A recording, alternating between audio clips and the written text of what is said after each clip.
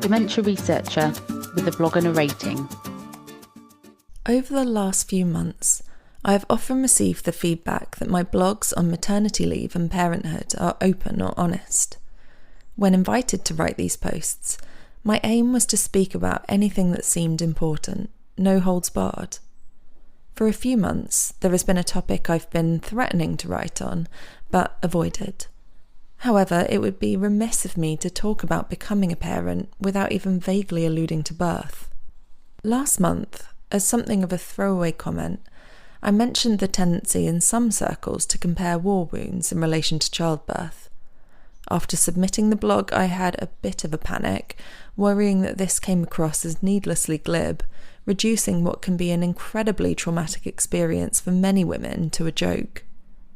Indeed, here in the UK, a report was published recently detailing the extent to which women suffer real and lasting trauma or injury as a result of inadequate maternity care.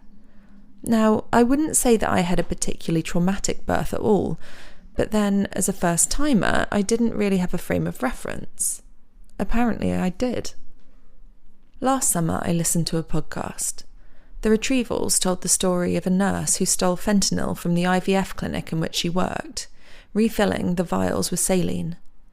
More so, it told the story of the women who were administered this saline, rather than the fentanyl, whilst undergoing egg extractions. Instead of an incredibly powerful opioid, dozens of women went through an excruciating procedure with no pain relief.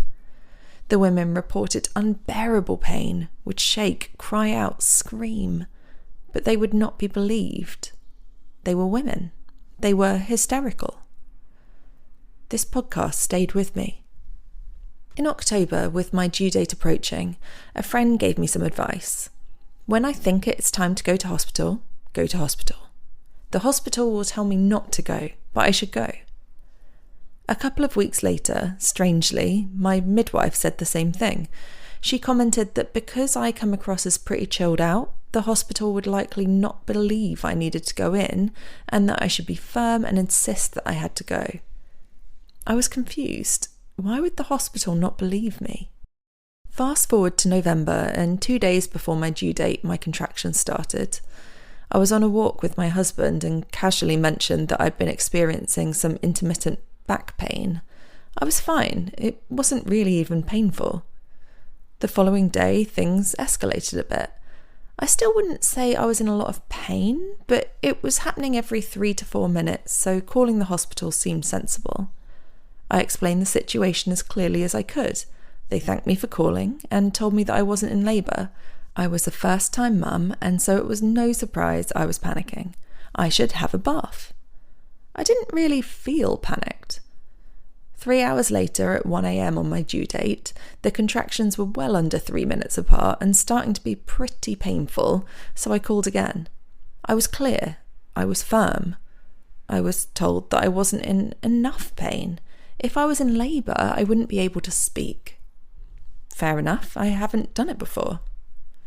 By 4 a.m, the contractions were less than 2 minutes apart, and I was in so much pain that I couldn't really imagine it being worse.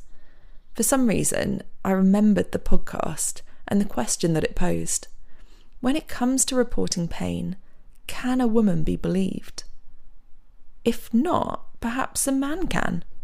I asked my husband to phone the hospital. They still didn't think I was in labour. But we'd called 3 times in 24 hours, so policy meant we had to be invited in.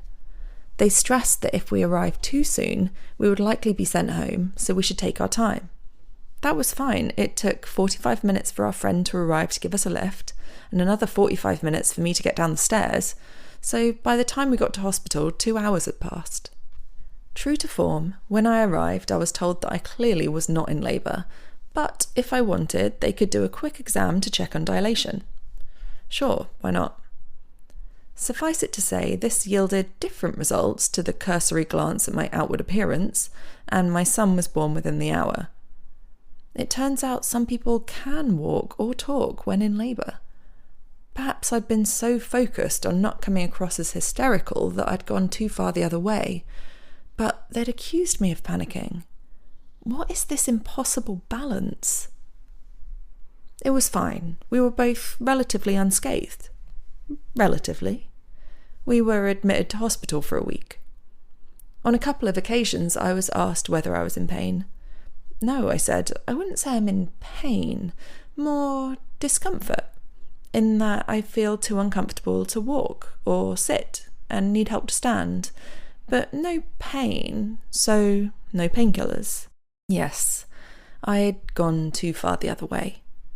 It was only on day 5 that a midwife insisted I be given painkillers and asked whether she could make a couple of referrals for me on account of the traumatic delivery. Traumatic? I hadn't really noticed. In the weeks and months that followed, my researcher brain kicked in. On a recent study, we used a quality of life outcome measure called the EQ5D5L. One of the questions it asks is whether the person is in pain or discomfort. Could the nurses or midwives perhaps have asked me that instead? Would that have helped? A fellow conversation analyst PhD student visited me in the new baby. We talked about analysing phone calls between expectant mothers and hospitals, discovering the magic word that would lead to admission, comparing patient outcomes. It became something of a fixation. I'm not sure of the purpose of this post. Maybe to publicly vent some of my private angst, although on the whole I don't think I'm that self-indulgent. Perhaps to add fuel to the dumpster fire of medical misogyny. More than those, though, it's likely part of my incessant need to illustrate the additional burdens that women carry when one might otherwise suppose they're having a lovely break on maternity leave. 2 weeks from the end of mine, I'm pleased to say that birth is no longer dominating my thoughts, but that won't be the case for all. Thankfully, I can focus on the baby, not the birth. Thank you for listening.